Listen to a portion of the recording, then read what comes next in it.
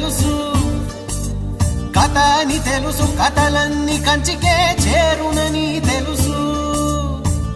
తెలుసు తెర తొలుగుతుందని, తెలుసు తెల్లారుతుందని, తెలుసు ఈ కట్టె పుట్టుకుమంటదని, తెలుసు ఈ మట్టి మట్టిలో కలిసిపోతదని.